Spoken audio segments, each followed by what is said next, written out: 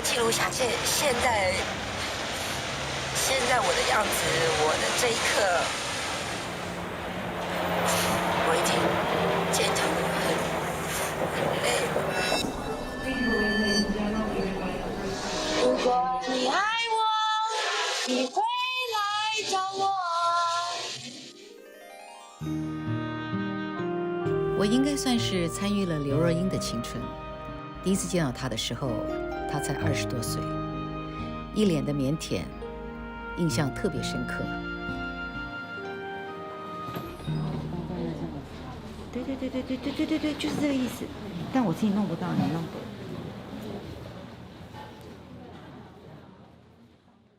我没有女儿，其实我真的心中其实当年是最希望自己有女儿。可是后来因为我有了刘若英跟李心洁以后，我就觉得我有了女儿。飞机那边他们摄影师想站高一点，然后现场有没有什么椅子是可以给他们站的？找下，谢谢。站高一点。我来，我们准备。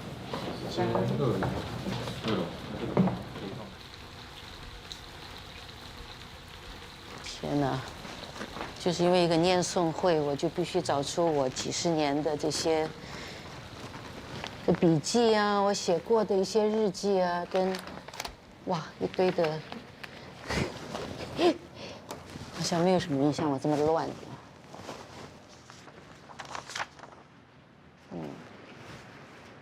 像这篇是1984年写的，真的有点矫情，你知道吗？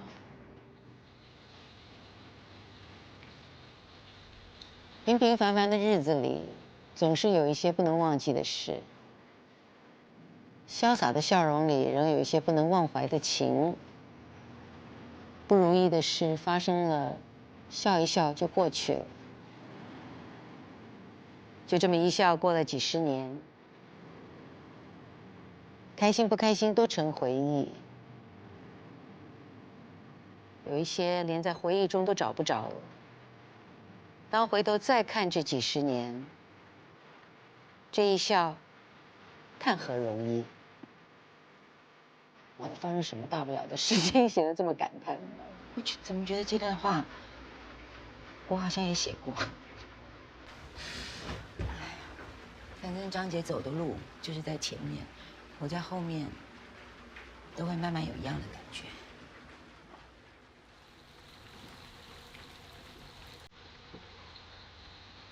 觉得身体是浮在空中的，老是落不了地，输不起的个性，可能会折磨死我。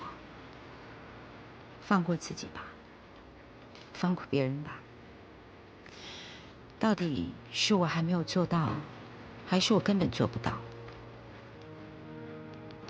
很喜欢今天游泳的感觉，慢慢的，没有人在后面追赶着。阳光照着自己的身体，折射在游泳池里。这个就是你奶茶，一天到晚就跟我讲说，张姐，我做不到，我真的是做不到，啊？谁在后面追你？我有在后面追你吗？你没有在后面追我啊，是我在后面追你啊。你永远都在前面说，你应该这样啊，你看很容易啊，就这样子。啊，很舒服，缓缓的，你看，放轻松，慢慢的游。但毕竟你比我游了这么多年。胡说，我根本不会游泳。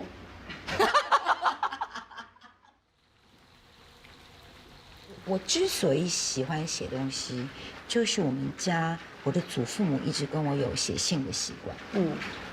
现在人说写信，什么叫写信？对，邮局在哪里？就这次张姐叫我去翻那些，就尘封已久那些笔记本，然后问我青春是什么，然后打开，因为已经不记得自己写过什么了，就觉得应该有很多的那种抱负啊、理想啊、完成的事情啊，就没有就是打开，怎么都是少年不识愁滋味的在那边，就是很多的渴望啊，然后爱啊。现在看起来当然会觉得当时的自己很蠢，但是又很珍惜当时自己的很蠢。因为好像也只有在那种年轻跟无畏的时候，你是可以那么的直接，如果没有受伤的话，也没有回忆，也没有经历，也不会懂。因为我们讲的爱情，你唱过这么多爱情的歌，为爱痴狂啊，这种东西，对我来说，爱情是我青春的最大的动力。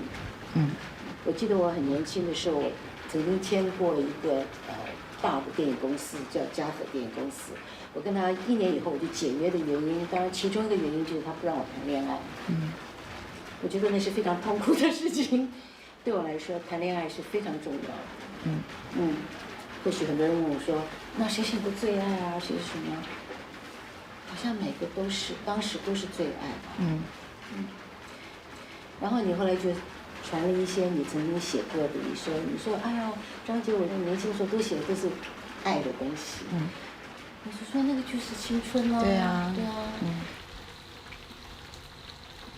刘若英写的：“我的男人有一双深邃的眼，常望着远方看着天，而我却老望着他，因为他是我的天。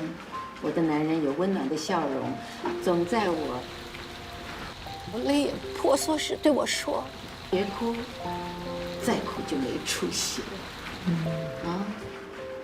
多好啊！是不是很多回忆？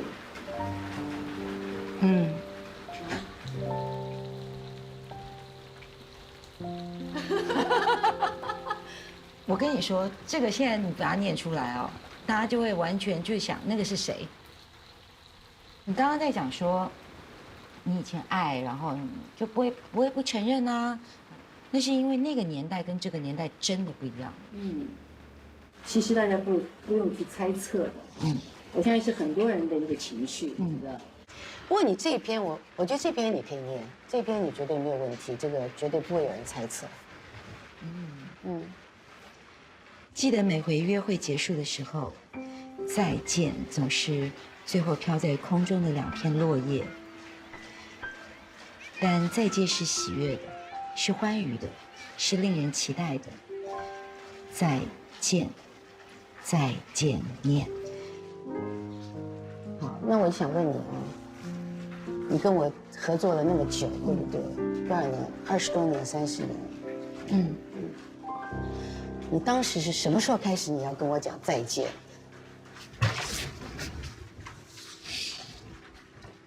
你想了多久？而是什么时候你有这个动机想说，我差不多该跟张姐跟庄姐说再见了？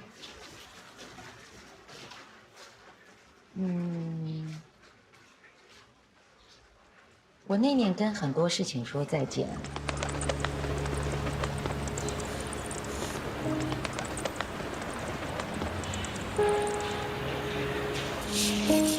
我起码要记录下现在我的样子，我的这一刻，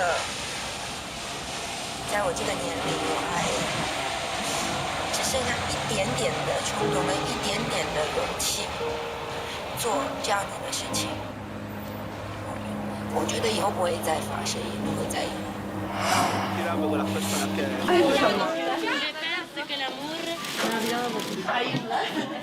对，那个时候我不是很清楚为什么你突然间就决定跑到巴黎去，然后就拿了一个牌子四处在问人家 What is love? What is love?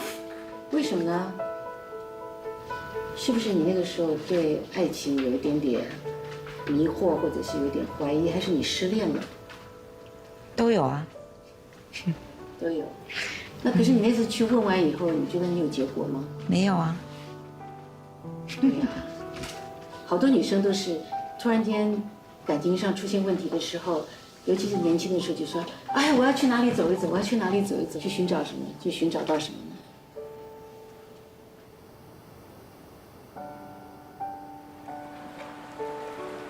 我觉得女人在40的时候呢，就是很纠结。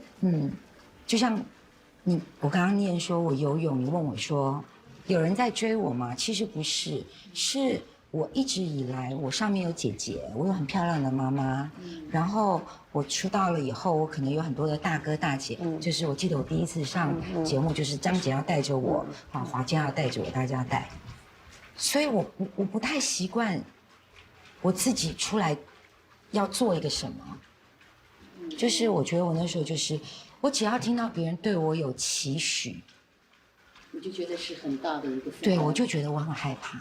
可是那个时候就是最多人对我有期许的时候，张姐真的是这个世界上第一个认为我应该要做导演的人，叫我写剧本。张姐就跟我说你就写，然后我说我不会，张姐说我帮你，你就写，我帮你整理。张姐说你去导，我说我不会，没关系，我跟阿庄帮你看着，我不会。然后我40岁生日那一天，李宗盛大哥就跟我说，我觉得你要自己写歌。我那时候觉得又来了，我也不知道哪里有那么大的胆子，我在那里就大翻脸。然后我还记得我那时候跟他讲说，你们这些大哥大姐，我觉得你们不要觉得你们会的都很简单，我就是不会。我记得我那时候就是正在觉得我什么都不要，而且我觉得我就是不会，可是我又觉得我也好像到了一个，我不能再耍赖说我不想长大。我那时候就是什么都不要，我把家里的家具全部都送人了，我家里就剩个床。我觉得我就是要断。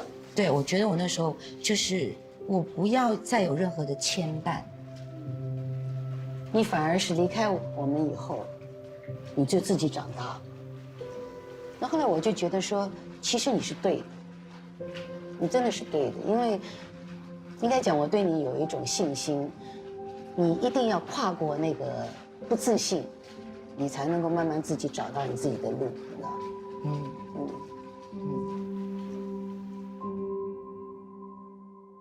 奶茶的跟我演的第一部戏了，等于他自己演的第2部，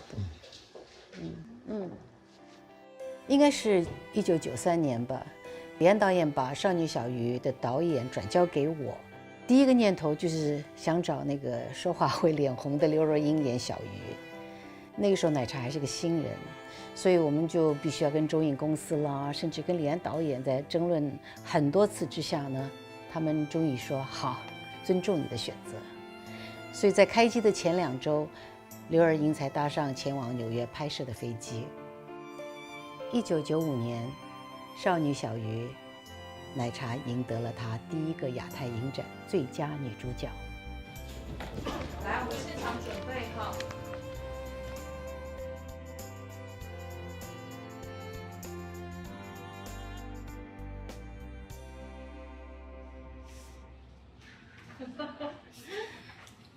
好大香哦！大香，可是呢，我后来实在没有办法，因为我都不能，这些东西都不能记。现在这些东西啊，我发现记这些东西都很麻烦。来，他有一个他的不知道一个什么奖。这个是呢带给念诵会里给奶茶的惊喜，所以不能让他知道，里面全部都是他第一次的作品。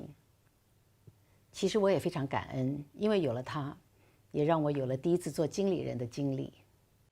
没事没事，现在退费。好 ，OK。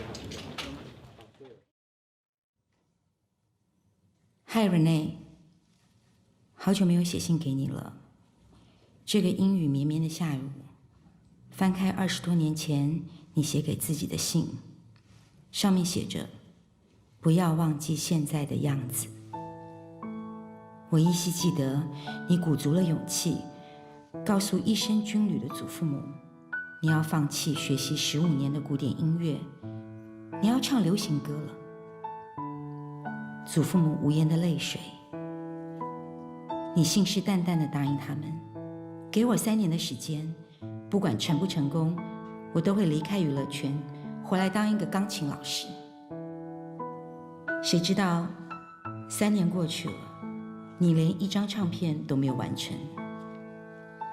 然后左3年右3年的过去，支撑你的是耳机里那发热的音乐。你疲惫，但却安静而快乐，因为你相信有一天，你自己的歌也会在陌生知音的耳边响起，然后你真的有了自己第一张专辑、第一部电影、第一场演唱会。就这样，一晃20多年，这些日子，我看见你开心、沮丧、骄傲、挫折、疑惑、低落，然后你停下来了，你不得不停止唱。你说，自己相信，别人才能相信；自己感动的，才能够让别人感动。那些你曾经唱过的歌，谁敢说那不是爱的证明？你记录了自己岁月青春，也许也寄予了某些听者的情怀。不管那情怀是否走远，歌声回荡在岁月里，流连再流连。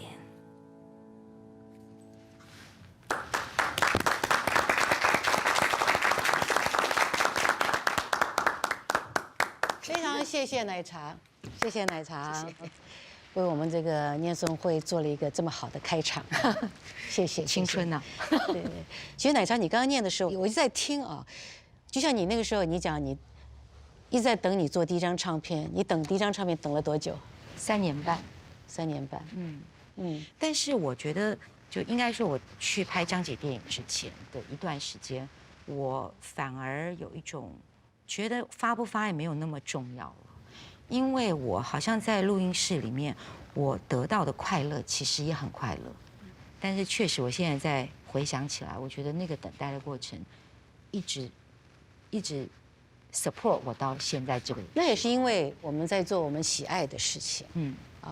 我觉得每一个人找到自己爱的一个工作或者喜爱的东西，你是不会放弃的。每个人都应该经历过很多爱情的事情，所以我们今天特别请了几个朋友来念他们所写过、他们经历过的爱情故事。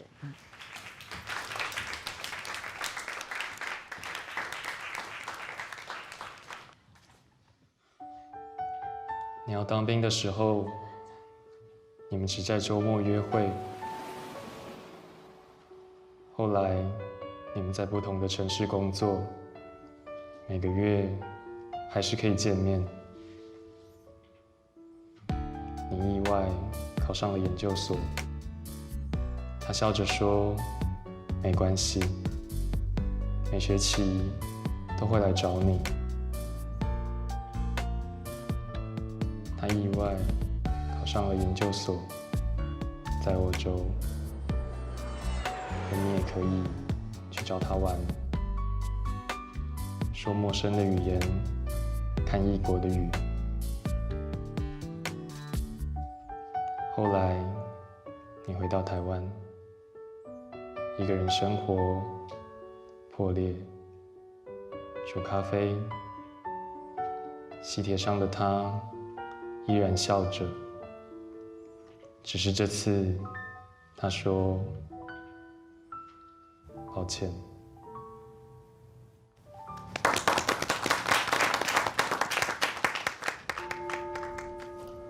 有段时间，无药可救的脆弱，听到所有若有似无的，都能让我落泪。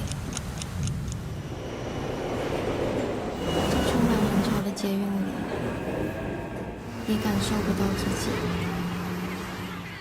好像在全世界，我都大哭过一场。在那些脑袋没有讯号的时候，打公共电话给你，但每次我都没有投钱，深信有天会打到把你的号码忘记。Sorry, the number you dialed does not exist. Please check it 我爱你 and dial later. 依然犹如昨天。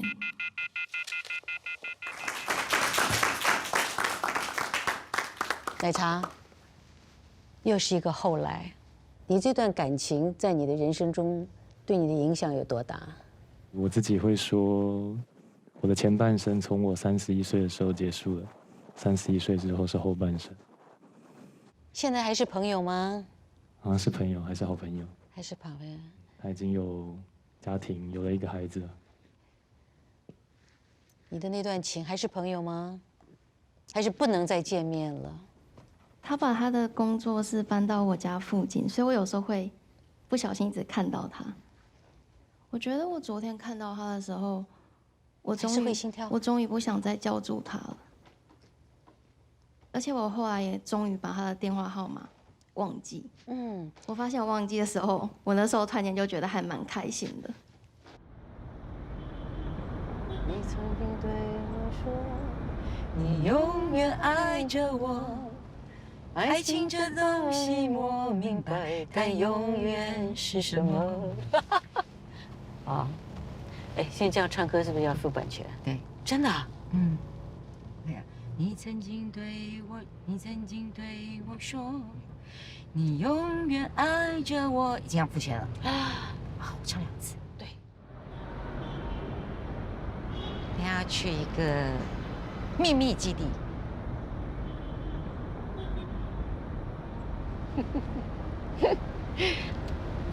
我很兴奋的。紧张吗？我不紧张，我只是很兴奋。我看你不要带我去哪里了。我现在比较在想，要走哪里？我是跟的车去哪里了？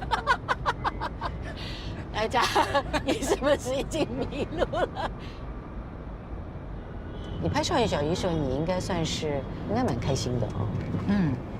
那我觉得我刚刚开始拍戏的，好像上学，很单纯啊。如果叫你那个时候，如果那个时候叫你选的话，你会选哪个先？感情还是事业？那个时候，对啊，感情。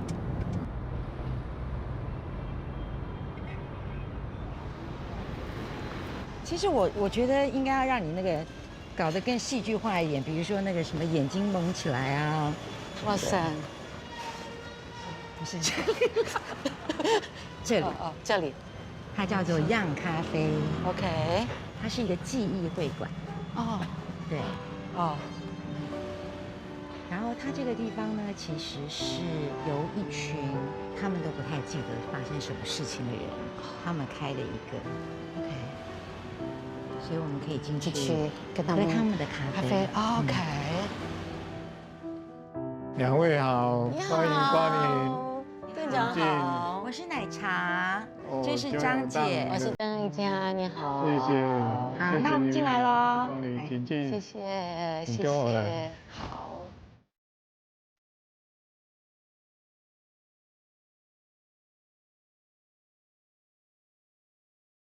是在2008年的时候，他52岁的时候，我们在跳国标舞，哎，跳得很快乐，突然转一个圈，他就对我笑一下，然后就在我面前像气球一样就这样滑下去。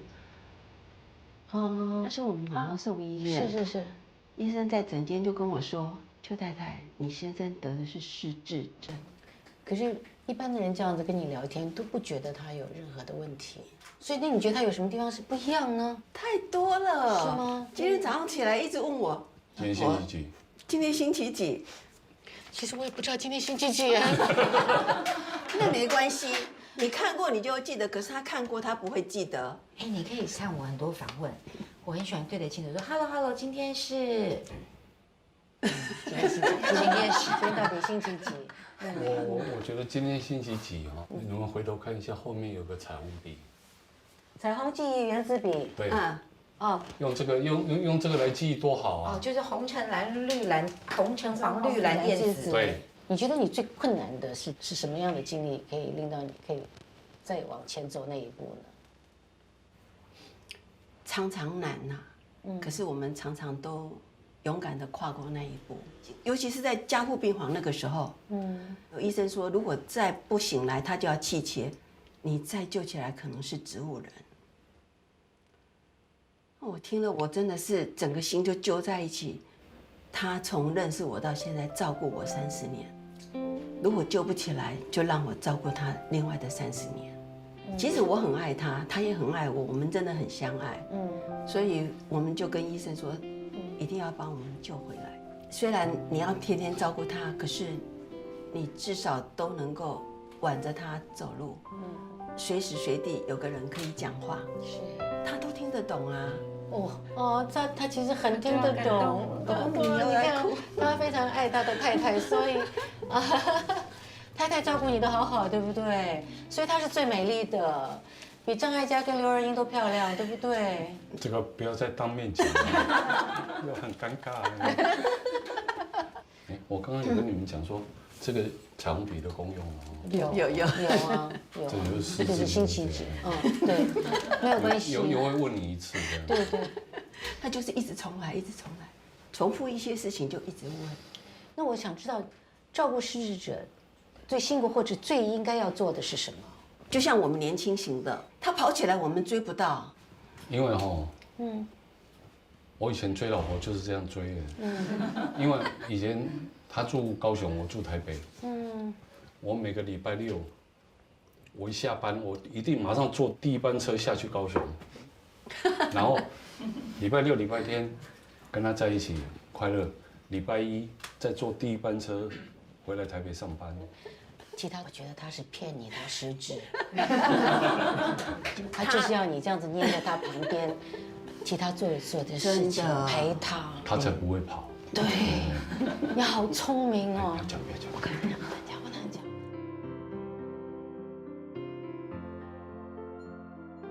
乃珊，你为什么会想到带我到这个地方来呢？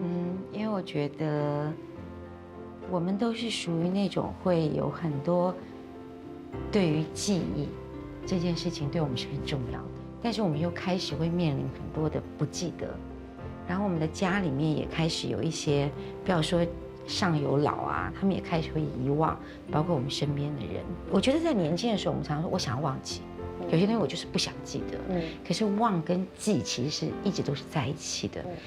有一些东西你就是忘不了，你永远会记得；有些东西是你想要记得，但是你却把它忘。你一定觉得这里有很多的故事是会让你很感动的。所谓不管是生什么病，其实不只是失智，就是说你照顾者跟陪伴者，他所要承受的东西，其实是比那个忘记的人更辛苦。对，我越来越少去谈论爱情，并不是我觉得爱情不存在，而是说快乐的时候我也在，你快乐的时候也在，不爽的时候我也在，你想发脾气的时候我也在，让他知道说 I'm here， 我就是陪你。真的就是陪伴。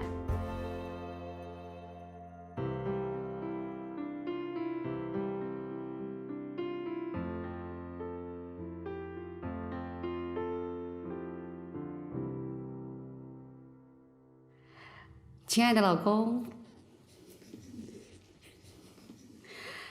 我喜欢看你弹吉他的样子，既郁闷又开朗，既内向又冲动，让人捉摸不定的你好迷人。我喜欢你每天睡前帮我按摩，即使我们在吵架，你仍然拿着乳液坐在我旁边预备着，好幸福。我喜欢你对音乐的热爱，你有老婆100%的支持，加油！我永远忘不了我们决定要结婚的那一天，看见彼此的名字出现在身份证上，还有看见验孕棒2条线的那一刻，都很让人难忘。我们是一个家，谢谢你成为孩子的好爸爸，谢谢你成为我的另一半。还有，脏衣服记得放洗衣篮，谢谢。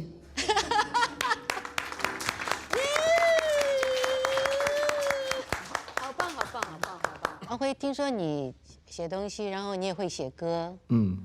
你有为老婆写过歌吗？有写很多，可是他都没有听过。都听啊？我没有听过。没有听过。就他唱给自己听啊。你有没有什么特别的一首歌是特别想唱给老婆听的？我有，就是比较难过的，就是刚开始我们认识，然后他去洛杉矶的一段时间写的歌。你那个时候出国？对。你不要他了那个时候？本来。没有，因为我已经计划好，就是要就去美国可能念书工作，但是我确实去了1个月，但是就是每天呼唤。他每天呼唤着我。他怎么呼唤你？就是一直打电话吵他。我也没办法啊，就让他不吵，我也会回去，就是很想他嘛，爱上就没有办法，爱上了就没有办法。所以你那时候有写一首歌给他吗？有啊，我要听。OK。好，老婆来。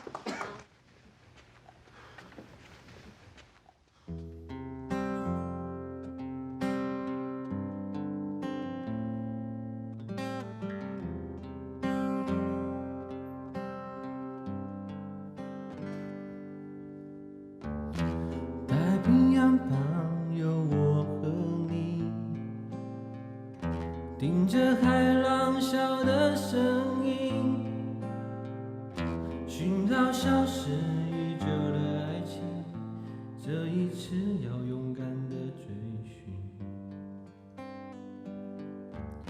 东海岸上你我，老婆，从第一眼见到你，就被你那迷人的眼神给吸引，喜欢你那充满好奇的生活方式和单纯善良的心。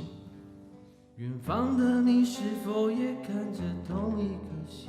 很谢谢你当初选择留下，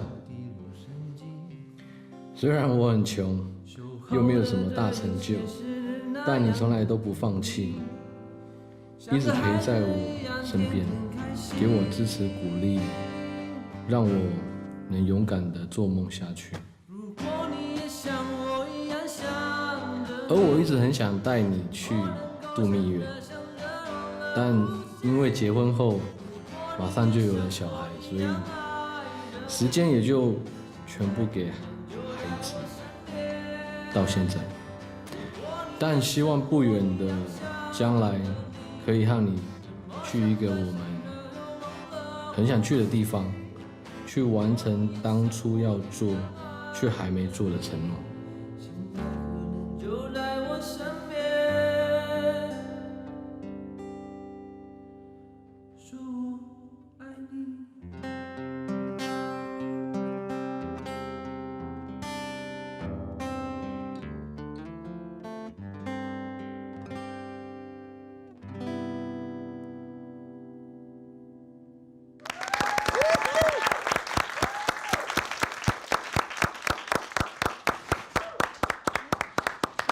第一次听吗？哦，对，真的吗？嗯，以后就记得这是你们两个的歌。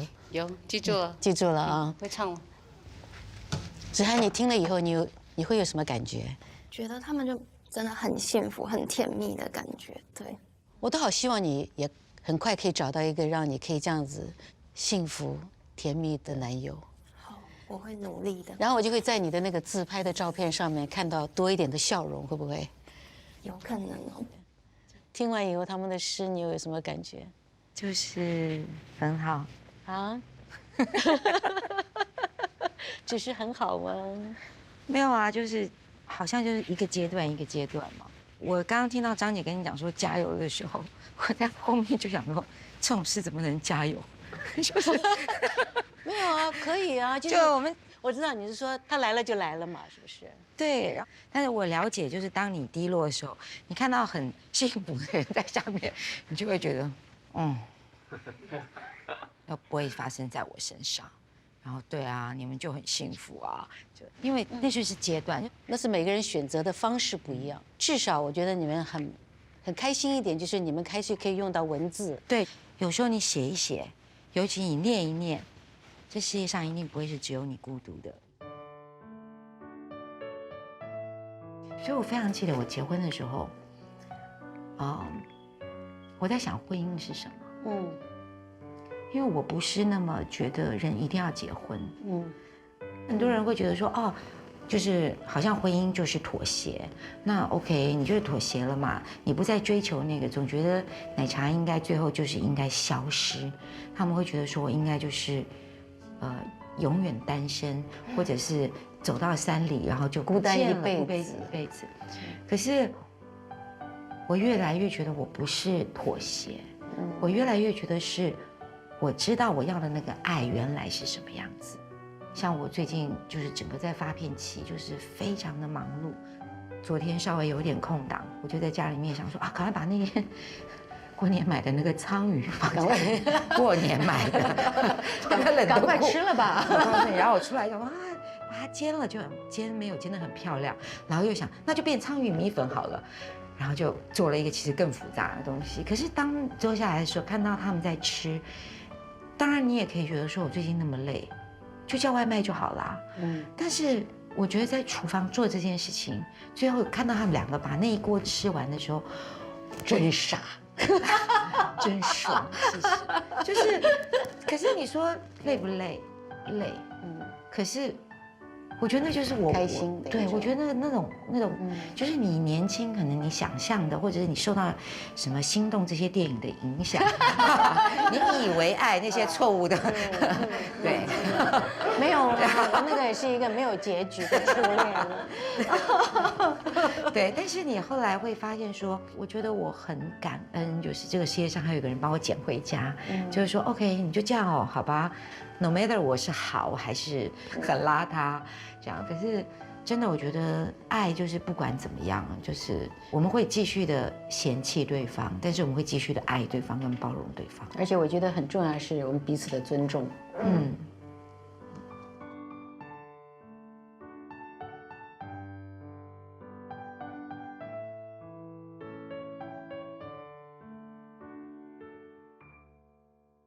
其实呢，我有一封信是我写给你的信，不要怕，不要怕，这是我写给奶茶，最近写给奶茶的信。你不要念给他们听，我们私下不行 ，OK， 来，请坐。我站着了，我洗耳恭听。OK， 这个是给亲爱的奶茶。以前总是你听我说，现在是。我听你说，你告诉我该如何和现代的环境接轨，你告诉我该注意些什么，你告诉我该如何保护自己，你告诉我一些好玩宝贵的提议和做法，然后偶尔你会加一句说：“张姐，那我就直说了哦。”你不用担心，我一点都不在意，因为我喜欢听你说，我喜欢听你说。喜欢听你唱，因为我听到了你的自信，我听到了你的快乐，我听到了你的幸福，听到了你多么自在的，就是做你的刘若英。那天你提到我们应该再拍40、50、60，哎，那应该就是你是导演，我是你的演员。奶茶。请你相信我，心中有爱的人，永远生活在快乐当中，在创作上也永远不会干枯，青春也不会离开你远去，它一直就在你的心里守护着你。张姐祝福你。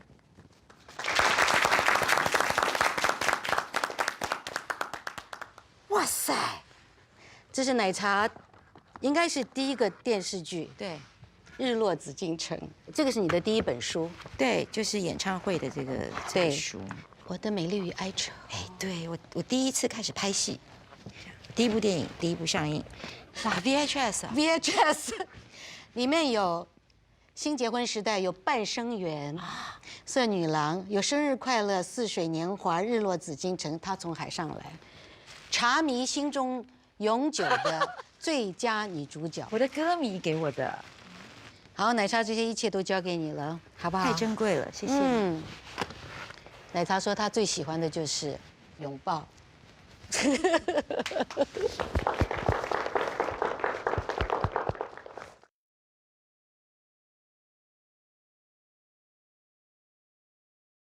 其实我今天听完念诵会以后啊，我心里就一直在想，就说我们年轻的时候，我们的确都是会有很多那个为爱情而很疯狂的、痴狂的这种想法跟做法，所以我的感动是来自于说，其实年轻的时候为爱痴狂是一种方式，完了以后有很多那种自我放纵啊、自我检讨啊、自怨自艾啊，有各式各样的这种的过程，可是那都是过程，然后都会过掉。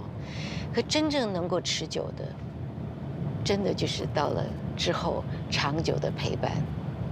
那这种长久的陪伴，这种的为爱痴狂，来自于真的就是一个字，真的就是爱，就是爱。谢谢大家。我们接下来要录那个，还有，我告诉你，我那个时候写的也都是那种要死要活的感觉。然后我非常记得20、30、40在拍的时候，他就说，李查，你的脸上啊，不管演什么都是孤独。然后那时候他也一直给我加油，可是我可能为什么我刚刚会这样讲？可能我的心情当时会觉得这种事情也没办法。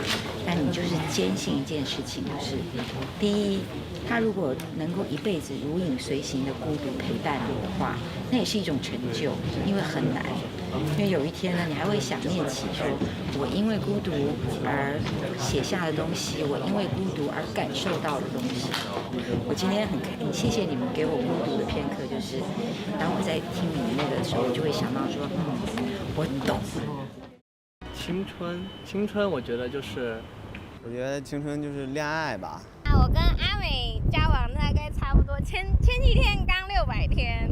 然后我觉得他为我做过最痴狂的是，他之前跟我家住的距离大概有骑那个小摩托车，大概1个小时的车程，还要从海港到市区接我上，然后一起上班，就是车程1个小时。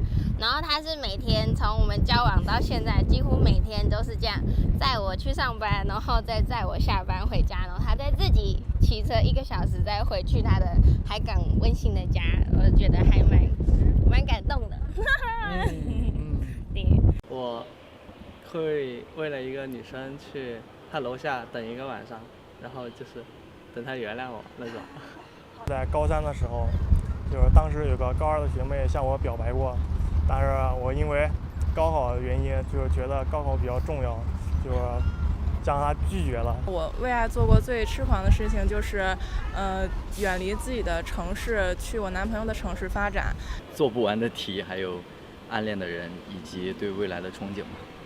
打游戏网恋了一个对象，然后奔现的时候被拒绝了，然后再过小半年，他就跟另一个男生一起网恋了。可能那个男生打游戏会比较好一点吧。特别的喜欢一个男孩子，但是一直没有敢表白。因为当时觉得很怕表白了之后连朋友都做不成。我们昨天晚上吃了一个甜品叫碳烤榴莲，我觉得那个就是像青春一样嘛，特别甜，味道特别，然后难以忘怀，但是凉了就不好吃了。我觉得张姐是个距离我很遥远的人。老师好。哎，你好，你好。哦，你吓我一跳，没想你讲上来了。对。哎呀，我这人怎么这么好看呢？真是啊！我最后悔的选择是拒绝了人生中第一个跟我表白的男孩子。VIP 会员每期专享惊喜彩蛋，更多高能片段等你解锁。有兔 APP 聚合海外影音潮流，上微博参与《念念青春》官博联合微博纪录片的青春中最美好的瞬间是什么？互动征集活动，赢节目惊喜周边。感谢独家社交平台微博、手机合作媒体新浪娱乐、微博纪录片、新浪综艺对本节目的大力支持。真的，而且我真的会非常的对我的另一半好，那好多人不珍惜，就是看不到我的好。会的，哎，对你相信。